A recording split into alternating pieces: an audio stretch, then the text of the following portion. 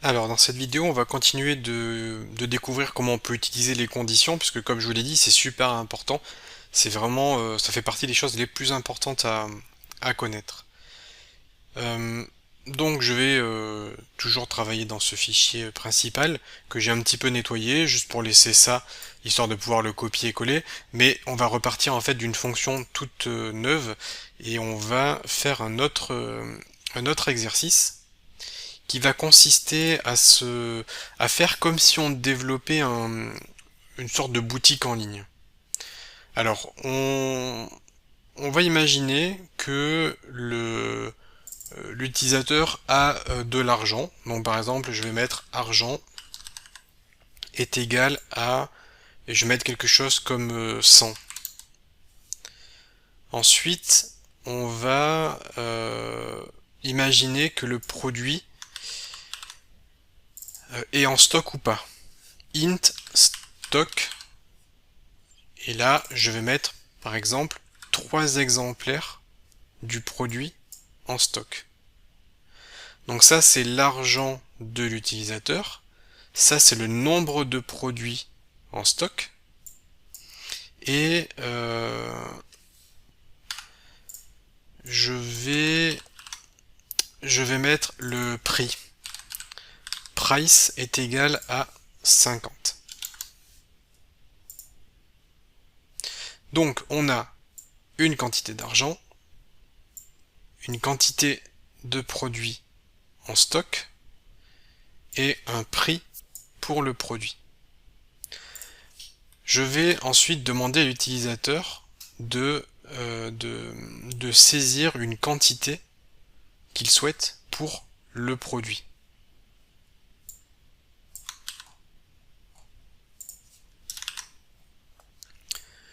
Je vais afficher choisir une quantité. Donc là, l'utilisateur va saisir une quantité et je vais stocker cette quantité là-dedans. Et ensuite, je vais faire if, donc if stock plus grand ou égal à la quantité demandée. Donc si notre stock est plus grand que la quantité demandée, ensuite je vais faire une nouvelle condition à l'intérieur.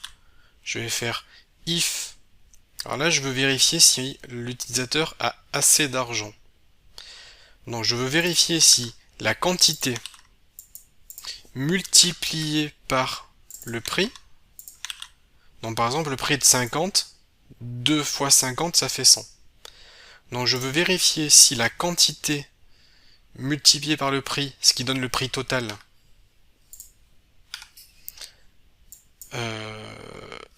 donc si tout ça c'est plus petit ou égal à argent,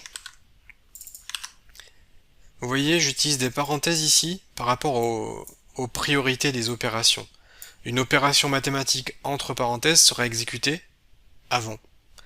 Donc là je calcule en fait combien ça va coûter à l'utilisateur. Je multiplie le prix par la quantité, ce qui va me donner un total, et je vérifie si le prix que l'utilisateur doit payer est plus petit que sa quantité totale d'argent qu'il possède. Donc je vais vérifier ça. Je vérifie déjà si on a le stock. Ensuite, je vérifie si on a les quantités. Et ensuite, une fois qu'on a fait ça, je vais afficher un message achat OK. Ensuite, je vais faire un else. Et je vais afficher un message clair à l'utilisateur. Donc là, dans ce else, c'est si jamais il n'a pas assez d'argent. Je vais mettre pas assez d'argent. Et je vais mettre un else également ici. Et là, ce else correspond à ce if. Et là, dans ce cas-là, ça sera pas assez de stock. Et ensuite, on peut continuer notre programme. Donc, je vais lancer le programme. Ici, je demande à l'utilisateur de choisir une quantité. Je vais mettre 2. Achat, OK. Parce que 2 fois 50, ça fait 100, ce qui fait que j'ai assez d'argent. Et il y a assez de stock. Si jamais j'avais que 90,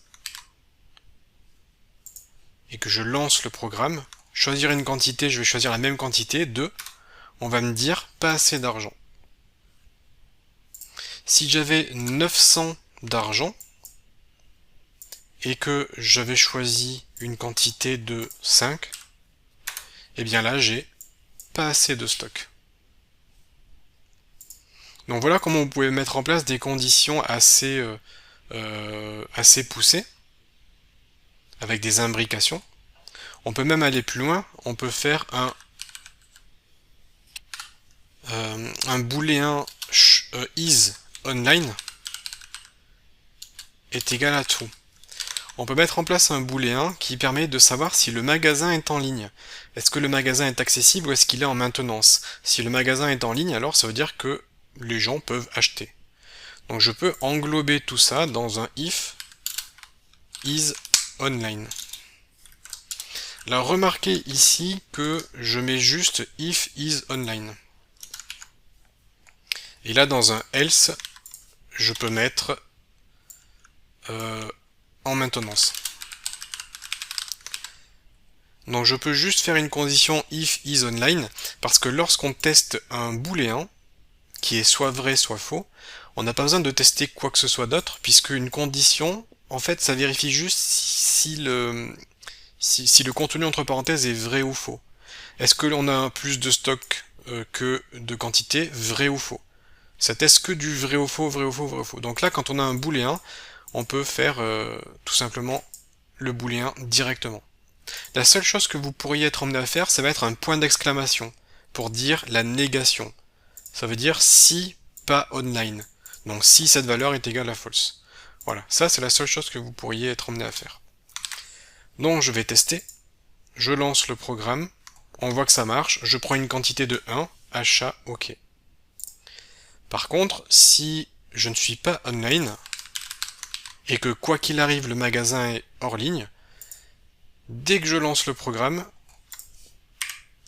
on va me dire que le magasin est en maintenance, et que de toute façon, en fait, ça ne sert à rien d'essayer de faire les autres opérations. Bon, vous voyez qu'on a un if, dedans on a un if, et dedans on a un if, et on peut aller loin comme ça. Ça s'appelle la complexité cyclomatique d'un programme, et c'est pas trop conseillé d'imbriquer des ifs comme ça. C'est pas maintenable, c'est pas non plus super propre.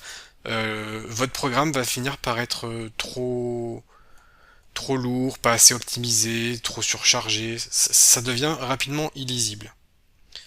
Donc là, évidemment, je vous ai montré les possibilités, mais on ne fait pas comme ça dans la réalité.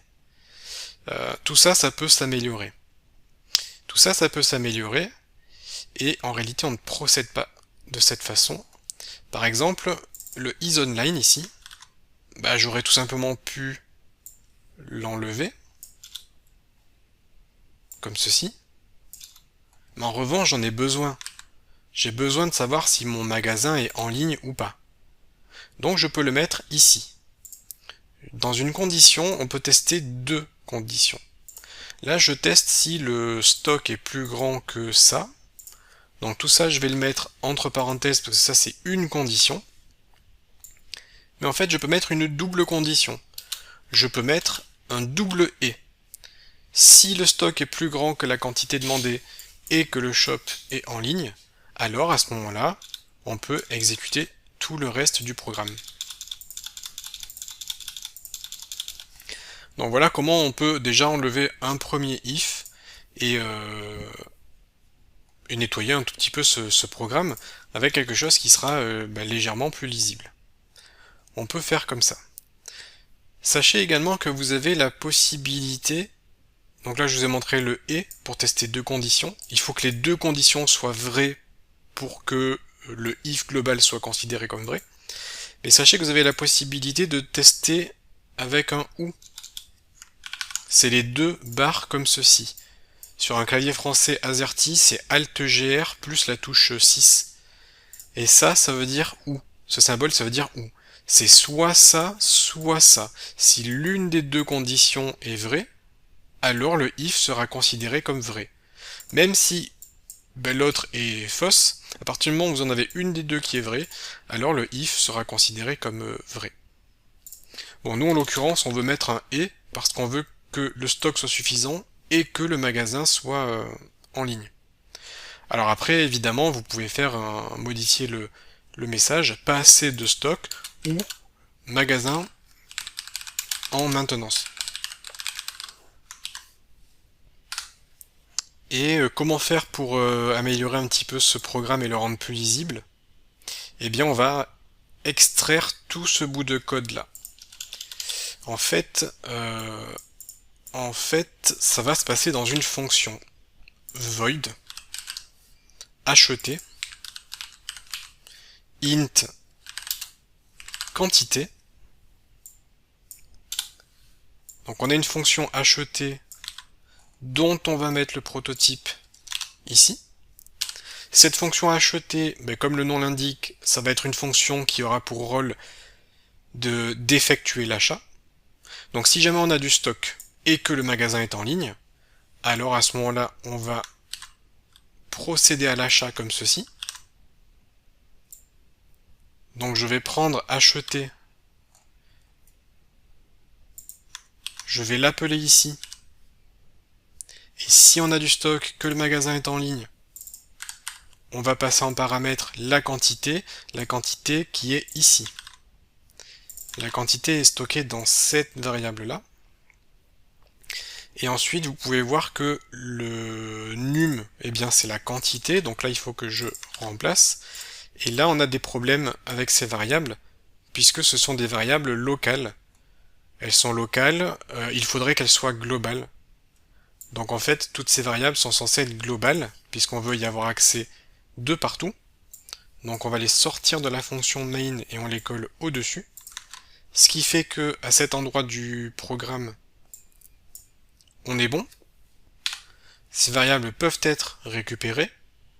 Et donc, on a encore plus simplifié en ayant juste une condition. Et si jamais on a du stock et que c'est en ligne, on appelle la fonction acheter qui, elle, aura pour rôle de non seulement faire l'achat, mais également de vérifier qu'on a assez d'argent. Et si jamais tout se passe bien, eh bien on affiche le message. On va tester. Choisir une quantité de entrée. Et là, j'ai pas assez de stock ou magasin en maintenance. Alors je suis pas sûr de ce résultat. Là, clairement, il y a une erreur.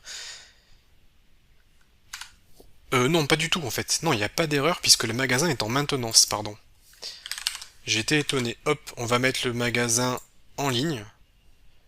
Je vais refaire le test. Choisir une quantité 2. Je valide et là l'achat est OK. Alors évidemment, vous pouvez diminuer la quantité d'argent.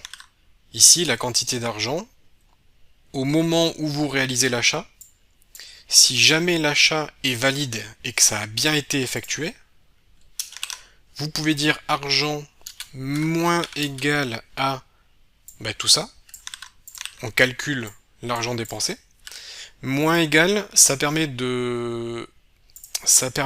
en raccourci de rapidement modifier la valeur. On dit que cette valeur est égale à elle-même moins ça. En fait, cette notation moins égale, c'est exactement la même chose que si on avait écrit argent est égal à argent moins ça. C'est une petite notation raccourcie qui permet de faire ça. On aurait pu mettre plus égal pour ajouter de l'argent. Donc là, on fait moins égal. Donc là, on modifie la quantité d'argent que l'utilisateur possède.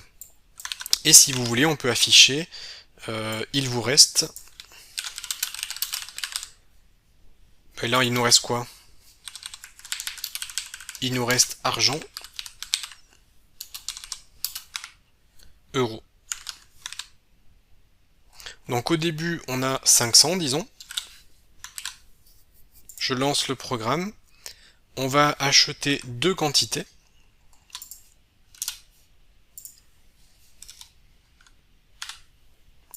Et j'ai bien, il vous reste 400 euros. Donc là, le symbole euro a sauté parce que j'ai pas le bon encodage de caractères.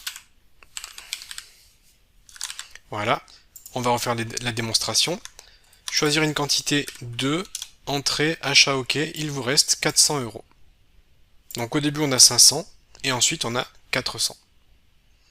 Et puis pareil, on peut mettre à jour le stock qui doit diminuer. Enfin bref, vous avez compris le principe.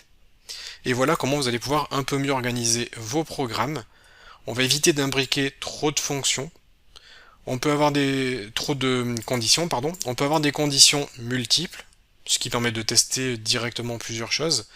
Et on peut appeler des fonctions qui, elles, seront chargées de leur côté de tester ce qu'elles doivent tester pour être exécutées convenablement. Bon, voilà pour cette deuxième vidéo sur les conditions, donc qui fait suite directement à la précédente. Et j'englobe celle-ci aussi dans les connaissances à connaître impérativement. Vous devez absolument maîtriser tout ce qu'on a vu ici. C'est super important. Et passer à la suite uniquement si vous avez euh, bien compris tous ces concepts et que vous êtes en mesure de créer un autre petit programme pour vous entraîner hein, en mettant en place des conditions. Voilà. Bon, si vous maîtrisez un petit peu tout ça, vous pouvez passer à la suite.